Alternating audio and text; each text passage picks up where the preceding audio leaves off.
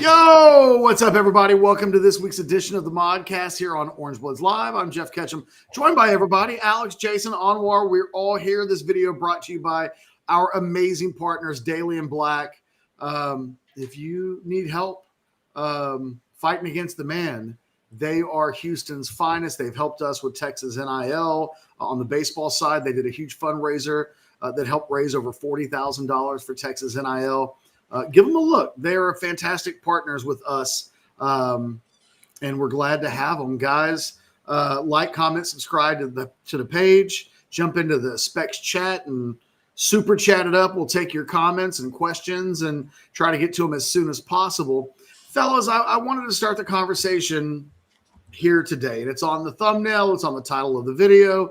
It's the idea of, is Texas's best football still to be played in 2024? September was full of so much promise. October, a little bit uneven. So, Anwar, I'll come to you first on this. Is this team going to catch fire? And are we going to see the best form of this team in the month of November or going into the month of December? Yeah, I think there's a good possibility of that. I mean, the good part for Texas is that their defense has been very consistent throughout the year, so you know what you're going to get from them. It's more about, hey, that offensive component. And look, I think at the end of the day, I don't think Quinn Ewers is at 100%. Or at least he wasn't operating at 100% before the bye. I think he's got an opportunity to get healthy. You can get Isaiah Bond back, and you have a chance to get him healthy as well.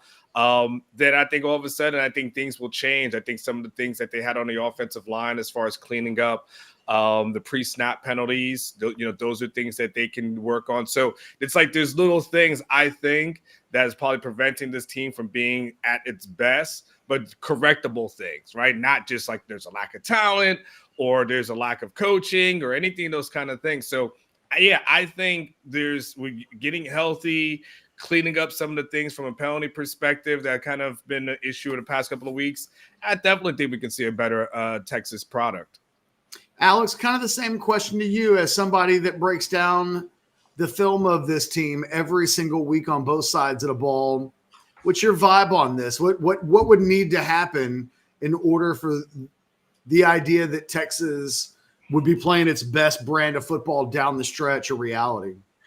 Well, man, I actually, this week I don't have to do thankfully, I don't have to do it. Congratulations. It feels good. I did, yesterday, my routine is always to wake up on Mondays and like watch stuff. So I went and watched back the Florida game and Florida versus Georgia. And I feel like, as far as getting back on the right track, Sark talked yesterday about getting the mojo back and about how sometimes it just takes, because Kirk Bowles asked him, he's like, dude, like, is the team – Omar, do you remember exactly what he said? He followed up. He's like, have they lost confidence? Or it was something like that. Like, have they lost some confidence, or what is it about the mojo?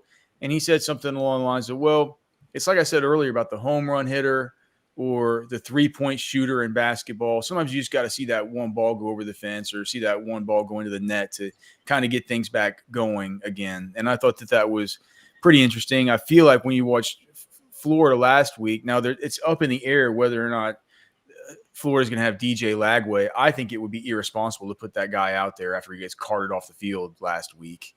But if they do, if they don't play Lagway, I feel like Texas is going to be running into a situation here where they'll be playing a Florida offense that shouldn't be able to keep up. It feels like they're kind of going to get a little bit of a good run right here with Florida flailing a little bit, with Arkansas giving up how many points last week? I don't even remember. It feels like they could be coming into some good spots here. And I think it's just going to take them kind of getting that first initial spark for it not to seem a little bit weird from the beginning, for Catch not to come onto our teams and say, I'm not sure if this is the good Quinn, just from the very beginning of the game.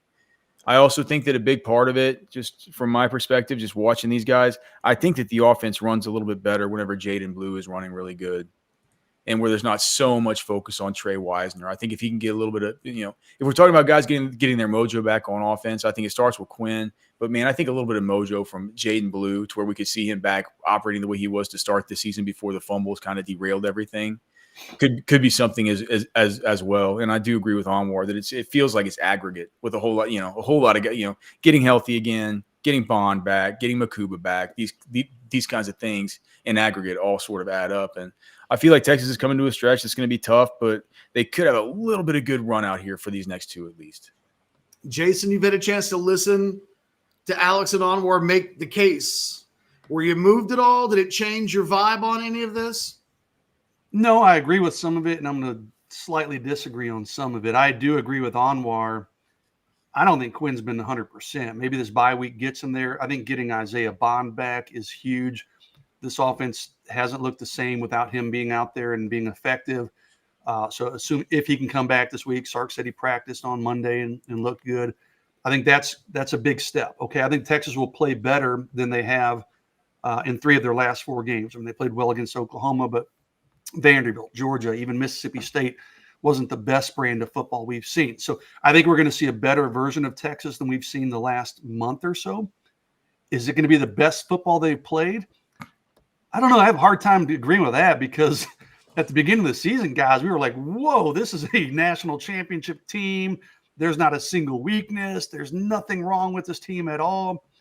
Is it going to be the best football they've played? I don't know. They're going to be playing better competition than they were playing the first month of the season, even including Michigan. So, but the first month of the season, to say that Texas is going to look better the last month than they looked that first month when they were just, really had no flaws. I don't know if we're going to see a better version of that. I think it's going to be a better version of what we've seen of late. I think it's going to be a good enough version to get Texas into the I almost said Big 12 championship, to get Texas into the SEC championship game. And then we'll see if they can catch fire in the SEC championship game in the postseason. So I think it's still a lot of positives, but I don't know that we'll be looking at this team over the next 2 or 3 weeks and saying, man, this is the best football they've played all year, because I can't forget how good this team looked to start the season. I'll throw this out to everybody. When and how, what would have to happen and against whom would we feel confident enough to say Texas is back? This is the type of team that once they get into a playoff can win all of the games. I ask because I wonder, would it feel like such a thing could be said against Florida, a team that may not have a legitimate starting quarterback facing Texas this weekend? And think about, then the Arkansas game is next week, and I don't know. I'm curious at what point and by what would it have to look like in order for any of us to say Texas is back, baby, and this is the Texas that can go the distance? Is it anything that we can say over the course of the next 3 weeks, or is this something that has to happen against Texas A&M? I think that you could, dude. I think you go into Fayetteville, especially if Taylon Green is back healthy. I don't know if you guys have any feel on that. I feel like it feels like he's kind of been hurt. And he misses a tiny bit of time and then he comes back. So I think you have if they have their starting quarterback and you go into Fayetteville, they've been a Jekyll and Hyde team, but they've shown that they can give up a ton of points. They've shown that they can put up a ton of points too. It's never easy to go do that. So if you go in there, you win that game by 17 points, 21 points, something like that. The offense looks like it's clicking. The defense causes a few turnovers and stuff like that. I'd say at that point you say, man, this team's it's battle tested, it's road tested, it's ready to go. I'm really in line with Alex. I think if they win these next 2 games, maybe even throw Kentucky in there for 3, they win them by 20 plus points. That's the spread against Florida, right? So that they should do that. And if they can go to Fayetteville and win that game by 17, 20 points, then I think you say, okay, this team's ready to hit its stride coming down the stretch. And the A&M game will still be tricky. But, yeah, I think these next 2 weeks could tell us a lot about whether this team is playing its best football or is taking steps forward to getting closer to playing its best football. If they go out and piddle around with Florida and win by 13 points in a low-scoring game and the Arkansas game is really close, and I think you need to be worried if you're a Texas fan. So I think they need to go out in the next couple of weeks and win both those games by probably 20-plus points, and I'll say, okay, this team is as I said earlier, found its mojo, found its confidence, and it's ready for a big stretch run. I don't know. For me, I'm looking right. I'm looking at Action Network right now. Texas is a minus 16 versus Arkansas at this moment. So, does that surprise you, Omar? Probably not based off after the Ole Miss thing. I think that has a lot to do with it. Yeah. Ole Miss did drop 60 on them. Yeah, well, yeah, like I was saying, they really showed last week that they can be had defensively for sure. I wonder if they I wonder how much. You want me to send you a link, Alex, real quick? Yeah, sure. I wonder how much they're baking in.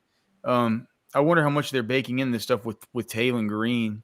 I don't know whether they think he's going to be back for that game or not.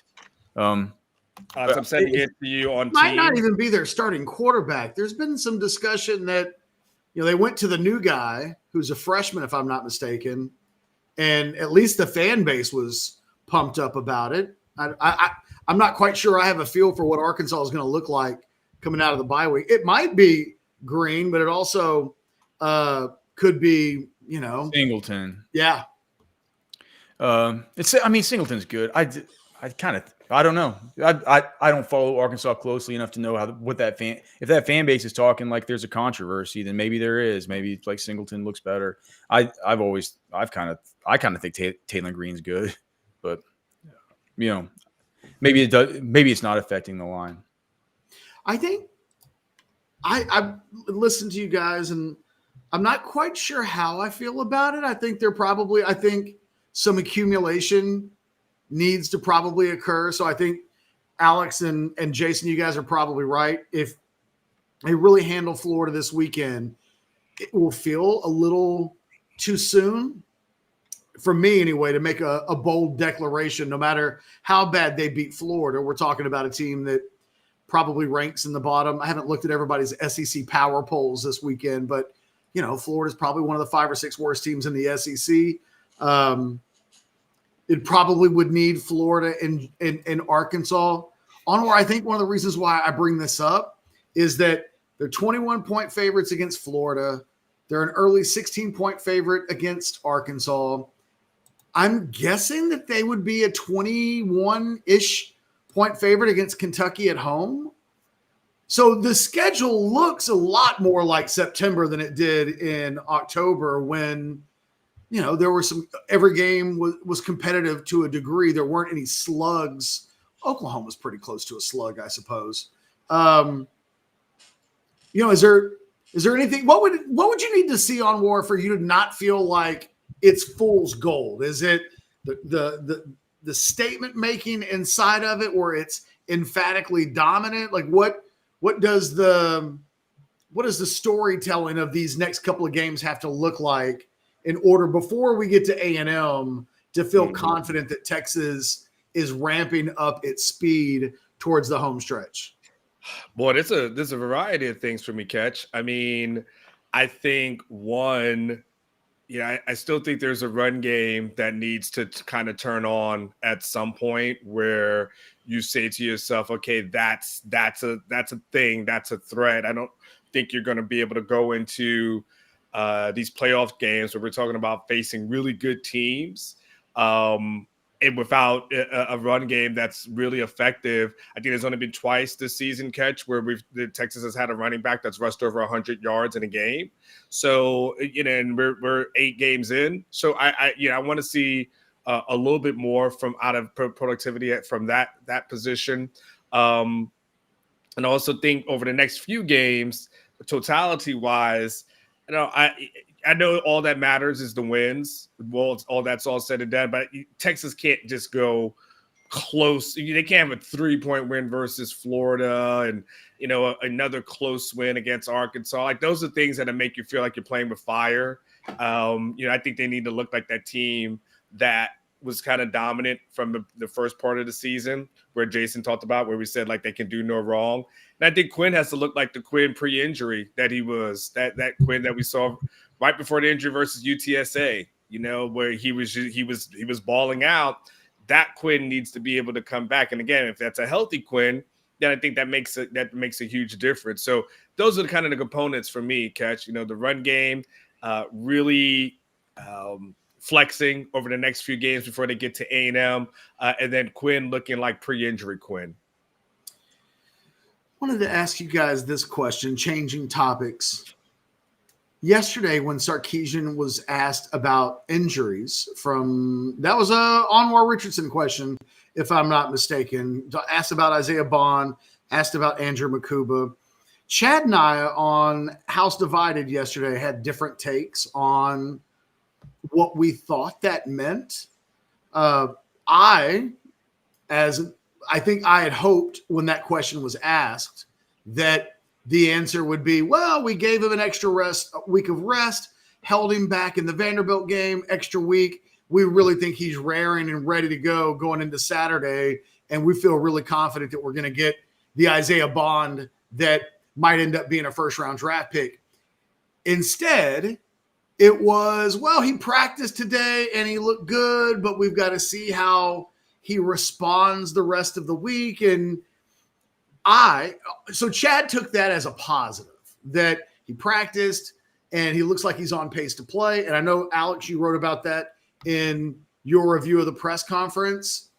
Was anybody feeling anything? Because I think one of the things this team really needs is for 100% or close to it, Isaiah Bond to return to the field. And I really think that will open up a lot of things for this offense.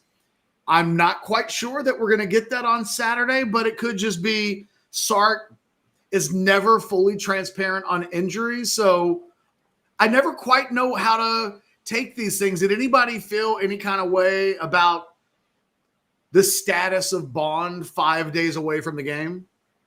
Well, I mean, the way I felt, I'm taking into consideration what Sark said before the bye week going into, because he missed Vandy. So like it's all, so we've had 2 weeks, so it's a little bit foggy, but coming into that week, he said like, man, I really think that it could benefit him to not push him to get back this week. And this way he has 3 weeks to get ready to come back and he's just totally fresh and ready to go.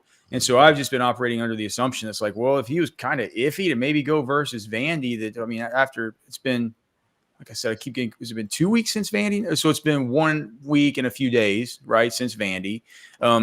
He had that whole week before then. So yeah, there's been 3 weeks. I feel like that extra 2 weeks should be fine. And I didn't really notice anything from Sark yesterday that made me think it's like, was there something that like got your spidey senses up about the way he answered it?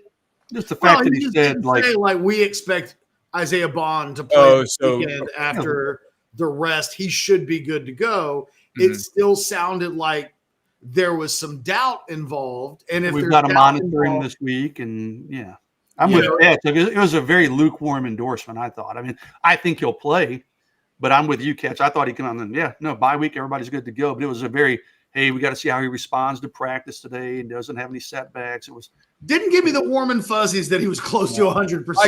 I get you. Maybe it was like some of my, like I said, I had a little, I guess I had this preconceived notion that he was like sure to play. And so when I heard it, I'm just like, oh, all right, he's playing. But I mean, I think both of you guys make good points.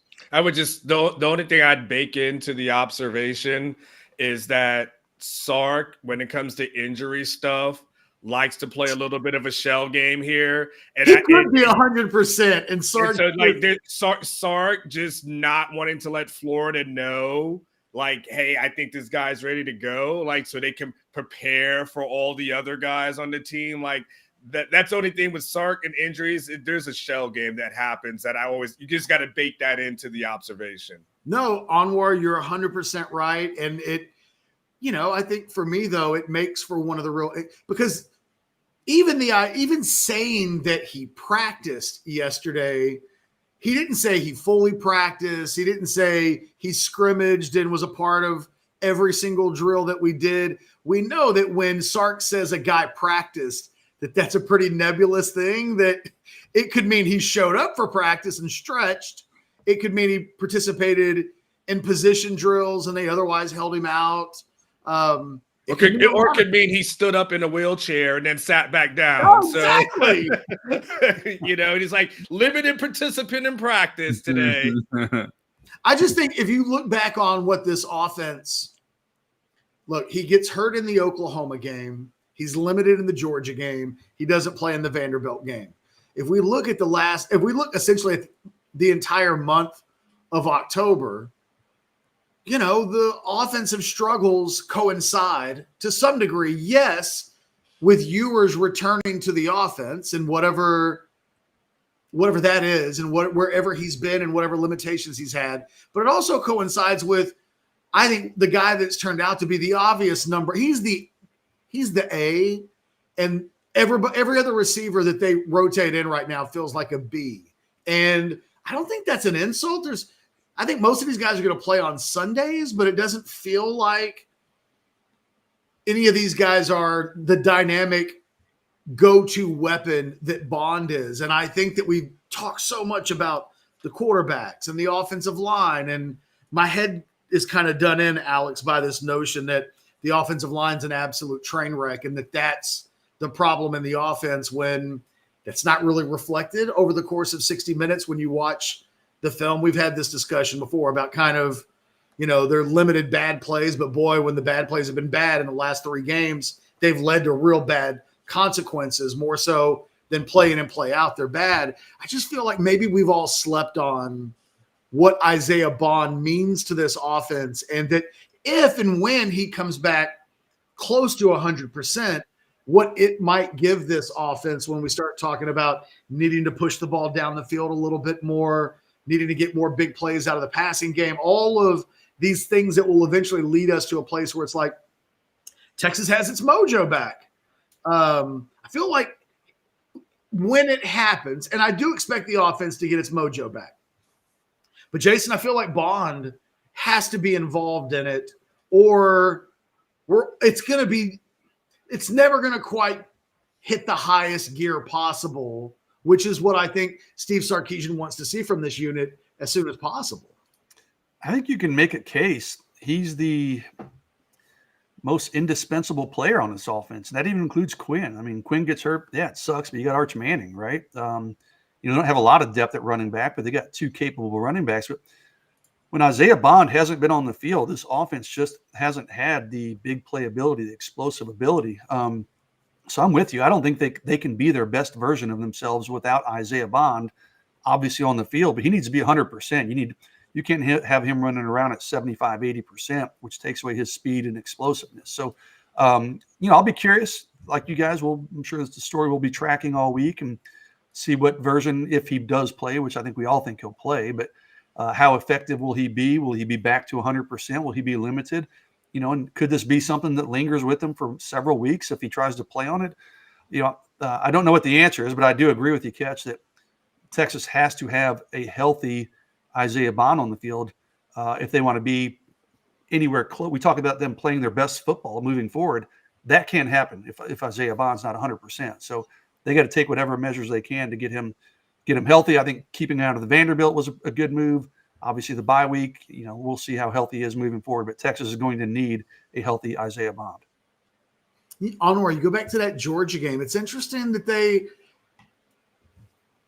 played him right away, but it was obvious that even though he scores a touchdown in that game and gets a 2-point conversion, so it wasn't like he didn't have an impact in the Georgia game. Interesting that it just speaks, I guess, to the magnitude of that game, where both coaching staff, medical staff, player feel like got to get on the field by any means necessary, but he doesn't make it, and then he sits out.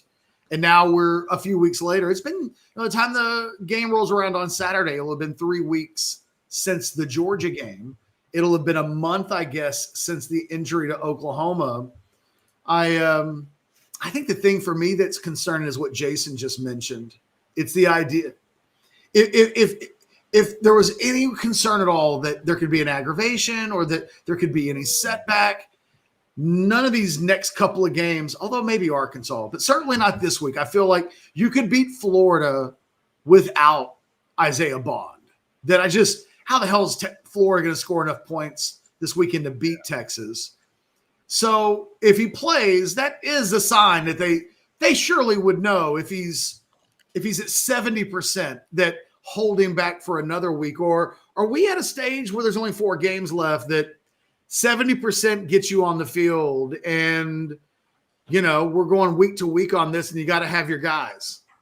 Yeah, it's interesting. I think it was like last week. I think someone had asked Sark about the decision of, maybe, resting him, or maybe it's 2 weeks ago, like, not having him play and getting him healthy for the Florida game. And then, like, is that kind of a tough decision? And Sark just kind of answered it, whoever the person was, which made me believe that. Then they rested him.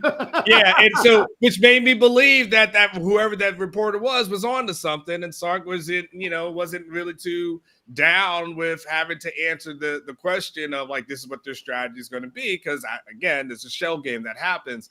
But I think that it seems like you're right. Like, you get on the field this week, then you got to go. And I'm sure at this point, with the Final Four stretch and start talking about wanting to get their offensive mojo back, which is basically him saying, like, he wants some big plays out of this offense and he needs some big plays back. I think all signs point towards, like, you'll see a return of Bond, because I think that's what Sark's saying. Like, we've got to have some big plays, and we've got some little plays here and there, but we've got to have that to be able to stretch the field. Alex, before we change topics, I just wanted to mention, I think when the injury occurred and Ryan Wingo came into the lineup, there was a sense of, okay, well, now it's Ryan Wingo breakout season time.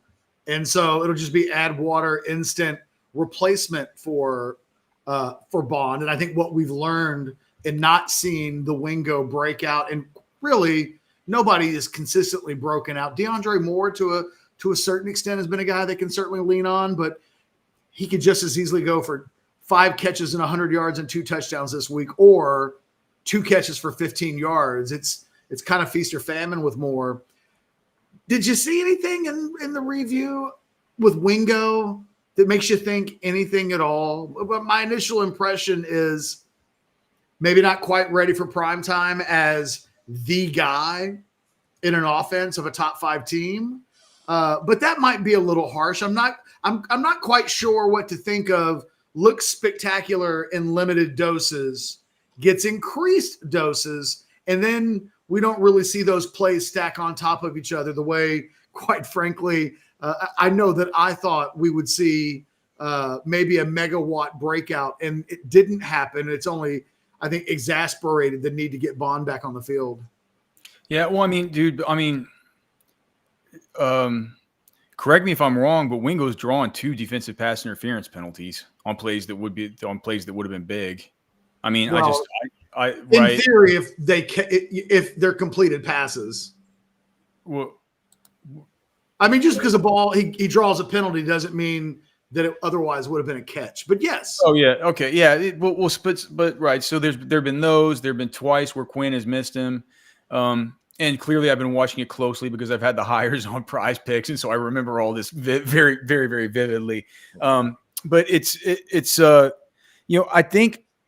I think there's something to be said for what you said, Catch, that, he's probably somewhere in that Goldilocks zone between being this uber productive, dose him in there, and gosh, his yards after catch, and he's just so dynamic and explosive. But somewhere between there, and it's like seeing all the budding with all the potential, but maybe you add it in there and you say, all right, you're the guy, and maybe just not quite ready for that. I feel like he's close, right? I feel like he's close. He's gonna get there. He's gonna get there by next season, maybe even through the course of this season. But yeah, I'll buy what you're selling there as far as that general idea. I will say this: Wingo, at least guys like Silas Bolden and Matthew Golden are not yards after catch guys, right? Neither is DeAndre Moore. That's it. That's something that, and I think Cockamamie PFF would back me up on that if I'll look it up. But I think that Wingo does at least kind of provide that element whenever you substitute him 1v1. for an Isaiah Bond. But it's like I think it's that element that's kind of been missed a little bit. It's not only just the deep stuff to Bond.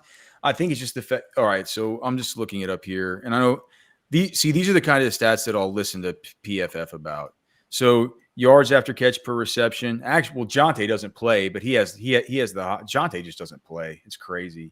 But besides Johntay, you have Wingo at 8.8 yards after contact per reception, and then yards after catch per reception, and then Isaiah Bond 8.7. You get down to DeAndre Moore, he's at 6.2. You get down to Silas Bolden's 4.7. Matthew Golden's at 4.5. So it's even more stark than I would have thought.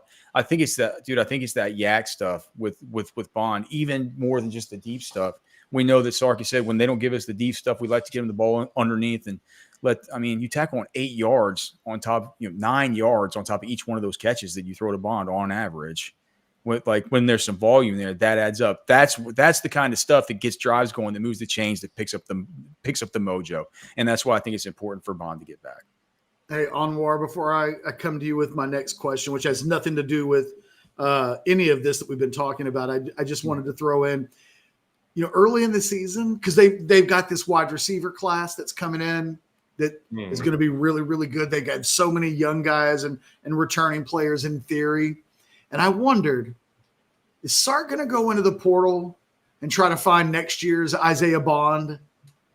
And early in the season, I wasn't so sure, right? Because you've got Wingo, could be the guy that Alex is talking about. And how do they get all these young guys on the field and all the returning players? Now I'm convinced he will have seen enough in the last couple of weeks where I don't know that he'll go out and get 3 wide receivers in the portal, but he's going to go out and make sure for the 3rd consecutive year that he gets a number 1. And if somebody supplants him, great, but he's going to have his Mac Daddy go-to guy locked in. I just feel like there's no way he avoids doing that. Having seen what the offense looks like without Bond for the last few weeks, I don't think he'll take the chance. 100%. He will definitely do it, and we will ask the questions about, well, what about these incumbent guys, and what about this guy, and what about that guy? We'll hear stuff all season, and people will go on the shows and say, hey, any updates on this guy? Whatever happened to it ain't gonna matter, because Sark's just about the bottom line at the end of the day, and he wants fast dudes who can stretch the field for him and make his life easier as a play caller. And if you ain't doing that, he don't give a damn. If you're not doing that thing in the practice. So yeah, Sark, I think there'll be consistent positions. He'll always go in the portal. I think he'll consistently go after wide receivers. I think he'll consistently go after DBs, right?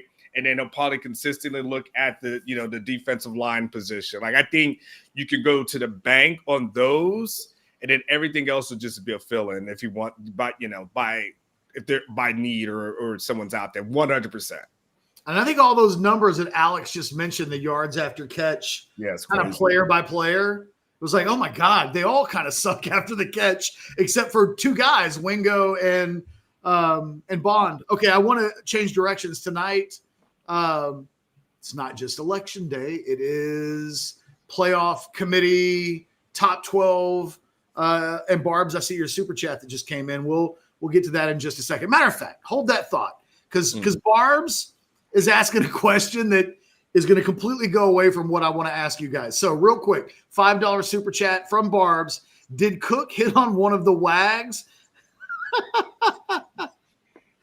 Everybody knows what a wag is, right? I'm not sure I do, Catch.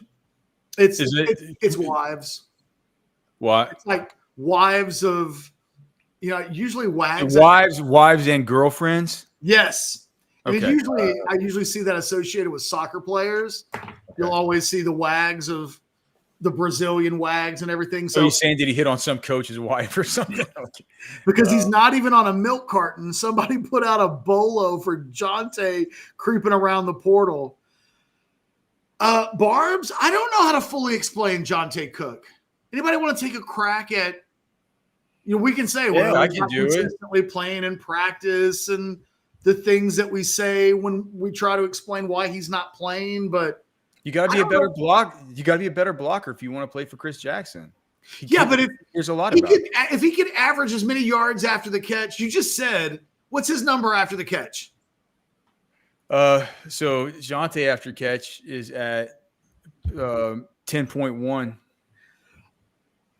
If he brings that, does he really have to block as well? Like it's amazing that Johntay is just an absolute afterthought at a time when the offense needs a little bit of. I know what he can't do, but I'd like to see what he can do, given that what he can do, at least in theory, is what this team needs. Barbs, I don't know what to tell you on your question. Before we move on, does anybody else have the thing I've been told without getting into details is that he's a young guy that needs to mature. And you can fill out your own story there. He's a young man that has some maturing to do. And once that maturity hits, then, these other things will fall in line. So far, that hasn't happened. Therefore, you're not seeing him. I will say this last thought. Anwar and I, we can't get into the details because you just can't sometimes. But all the way back to the middle of the summer, I will never forget Anwar calling me up and going, man, I talked to somebody today, and they made a prediction for Jontay's contribution in the offense this season, and it was really low. Yeah. And Anwar and I, our Spidey, we were just like, whoa, maybe that guy's full of crap, but maybe he's not. And that would, I'm just telling you, if you'd have heard what we had heard during the summer, it would have shocked everybody, but maybe not surprised you at this point in the season, because whatever Jontay's not doing, he was not doing it in the summer as well. Well, and the thing is, I think, when Alex and I were doing a show, I don't know if it was in the spring or so, but we did a show. Football. And we did a show about the Johntay Cook. And it's funny. I went back, I think last week, and I found the tweet, and I read all the comments that were in there. It was really insulting. There was not a, whatever. Now, if I bring it up now, then I look petty, right? Because everyone's like, oh, you're going to blah, blah, blah. So I can't bring it up now. But I can tell you that we got absolutely massacred for doing that show, to the point that even Johntay responded, and his response was, y'all bored? But it ended up being an accurate view of what is actually to come. But yet, even on Monday, Sark is like, we got to get Johntay going again. I'm like, again? Like, when did he ever get started? Like, he's got 10 targets all season. Yeah, I mean, he talks about him like he's going to be a vital part of their plan moving forward. And I don't know. It's just like he keeps talking about him. He talks about it like he's not the play caller. You can literally call a play for him if you want to get him going, right? So it's more than just that. It's not that simple. The thing is, if Johntay after the season is like, man, I'm out, I'm transferring. You're transferring right before Arch Manning takes over, and he's kind of caught between a rock and a hard place, because I would totally understand I got to go someplace where I'm a little more trusted and maybe valued, and because I can't go into year 3 not knowing if I'm going to play or not. But he and Arch do seem to have a little bit of chemistry. Penny for Jontay's filtered thoughts on this, because almost every receiver in the country would want to transfer into Texas right at the moment that Arch is taking over, and it's just a little more complicated. You could make the case that Johntay, hey, just hang in there. The light switch is almost turning on, and you can be a starter and a big play guy with Arch Manning. Or, you can say, I can't do what I've done the past 2 years, a third season in a row. I would be foolish to do so. I really don't know what Johntay does in the offseason. It's not as cut and dry as go look for another place to play. Let's end it here. Barbs, thanks for the super chat. We do appreciate it.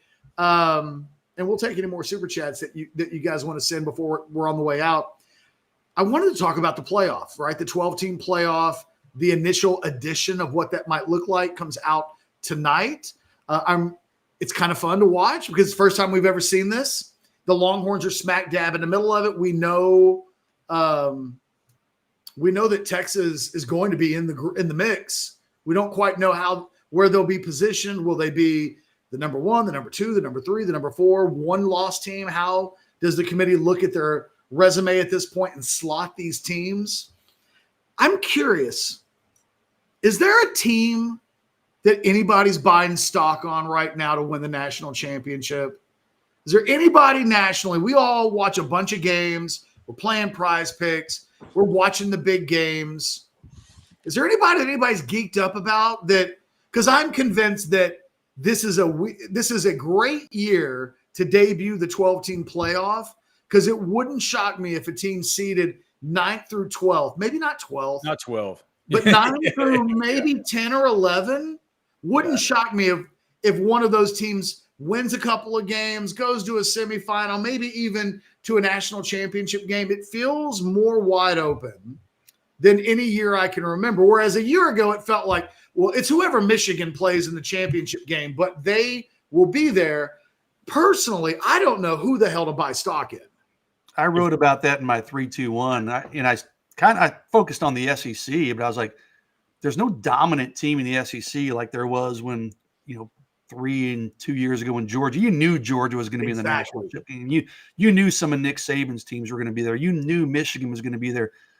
And I said in the chat or the thread on my 3-2-1, I said, there's not a great team in college football this year. There's some bunch of pretty good teams, but I don't think whoever wins the championship is going to be remembered 3, 5, 10 years from now as being a great dominant team. But I'm with you, Ketch. It makes it fun, right? It makes it exciting because even within the SEC, you don't know what's going to happen from week to week. I mean, Florida can be up on Georgia at halftime. Kentucky can play Georgia within an eyelash. Obviously, what Vanderbilt's doing. So week to week, I mean, I think there's any team in the conference that's capable of beating anybody else. And I think that even spreads nationally. I just don't think there's a great team. And I think it's, like you said, it's a perfect year to have a 12-team playoff. Hey, is it going to surprise anybody if Indiana makes a run in the playoffs? Indiana? Maybe a little bit. I don't know, dude. But I hear you. I feel you. I mean, with a quarterback play like that, they can get hot, but it's a fun year. I don't know that Oregon is that much better than Indiana on any given week. I mean, yeah, I think if they play 10 times, Oregon probably wins 8 of them, but Indiana's capable of beating Oregon. So I'm guessing those two don't play in the regular season. I don't know, but no, we get an Indiana-Ohio State game before the end of the year. Yeah. So we will see, but Ohio State game, and they're still 11-1. So yeah, they'll be in.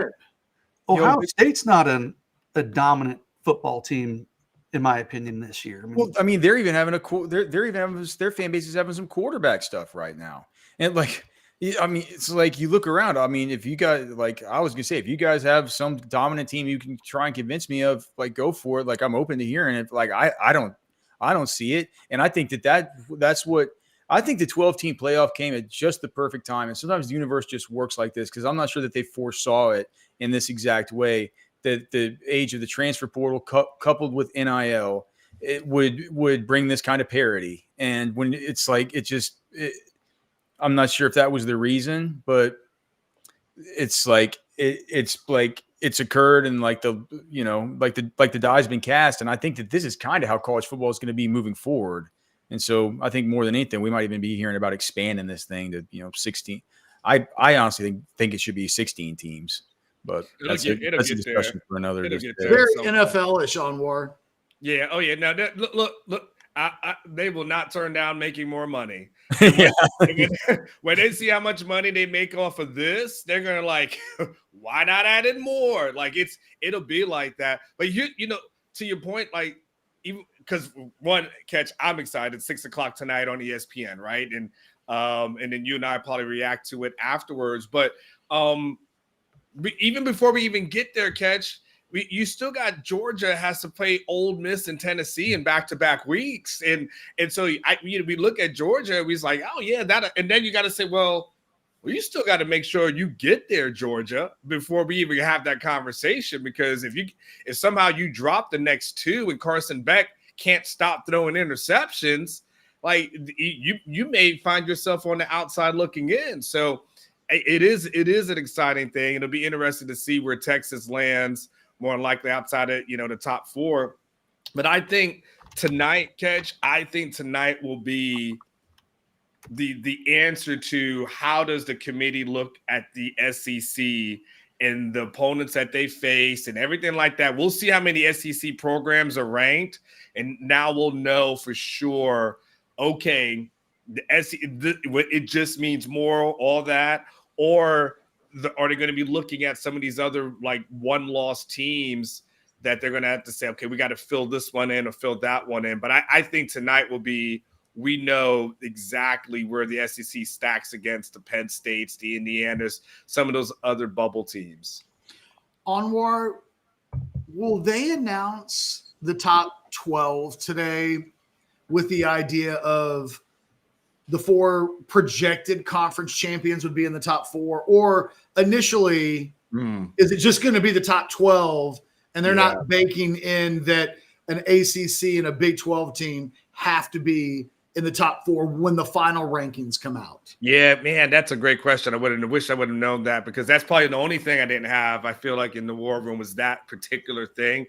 I feel like the whole conference championship thing gets baked in after the season when you know what the champions are. I don't know if they're just baking in the leaders currently. I think we're going to get a true top 12 today. I would be almost surprised if third and BYU, if Boise State is in there or something like that. Yeah, right? I would be a little surprised. I think they'll explain afterwards. Well, BYU is 9th on our list, but should they win the Big 12, they would move up into the top 4. But I don't think they can do that now. Yeah, and they're ranking. By the way, they're going to be ranking 25 teams. They revealed the top 12, so I'm guessing after the 12 that they'll have like the other teams getting votes kind of thing somewhere along the line. But they're starting with trying to rank 25 teams and then having their top 12 revealed. Every one of those 25 teams is going to think they got a chance. Just win out, and everything in front of you should take care of it. This is the time where I think Alabama LSU, when that game takes place, is going to be a lot of fun, because both of those two teams are playing with their seasons on the line in a way that I wouldn't say that game would be an afterthought under old circumstances, but both of those teams are outside the top 10. It wouldn't be a stop the presses kind of a game, but man, if Alabama's probably going to be in the top 12 tonight. But if they lose to LSU, I don't know if there's a way back in for them, that there might just be a pecking order of 1 and 2 loss teams that they can't climb. I don't think this is the year where the SEC gets a 3-loss team in, although, if teams keep stacking up losses, maybe I'm wrong, but it feels like an important thing to at least go no more than 2 losses. Real quick, Barb's had another $5 super chat. Thank you, Barb's. Remember the tweet video about Cook saying that Stewart will only block at A&M and should transfer? Still funny. Is that funny? And I guess it just depends on what kind of funny you think that's funny. But, yeah, man, Evan Stewart doing the thing. I guess I don't know how I would completely describe that the season that he's having at Oregon, but he certainly has had a couple of big games, and I think has boosted his NFL stock. He made the right decision. He's still going to get drafted and stuff. Scouts still like exactly. Evan Stewart. Exactly. Yeah. All right, guys, let's wrap this thing up. We've got a meeting in 10 minutes, and I'll just say this, guys. Thanks for hanging out with us for a little while today. We'll be show content all day long. House Divided coming up in an hour. Football with Friends later in the day. As Anwar mentioned, we will have a post. We might have to jump on Football with Friends. It kind of depends on if it's at 6 and Football with Friends starts at 6. Oh, More- maybe- We were planning on doing like a reaction. Maybe we can just make our show like 30 minutes long, and you guys can just hop on at 6:30. well, well, hell, if they're going to do 6, then I mean they can do it while it's being unveiled, like kind of like a watch show. Then catch. Well, that, yeah, I was just that was thinking our you and I plan. might be able to take the night off. Oh well, yeah. Then do a watch show, Alex. Just do a watch show, and that'd be better. So that'll be the plan here on the channel the rest of the day. So Long story short, when the announcements for tonight are made, come over to Orange Bloods Live. We will have full coverage and conversation about what transpires tonight in the debut unveiling of the initial top 25 from the playoff committee. Like, subscribe, comment on the page. We always appreciate that. Really want your likes. It helps the algorithm. It makes the channel stronger when you give us your likes. For myself, for Jason, for Alex, and Anwar, you guys have a great rest of the day. I'll see you in about an hour. Until then, enjoy your day. We'll see you soon.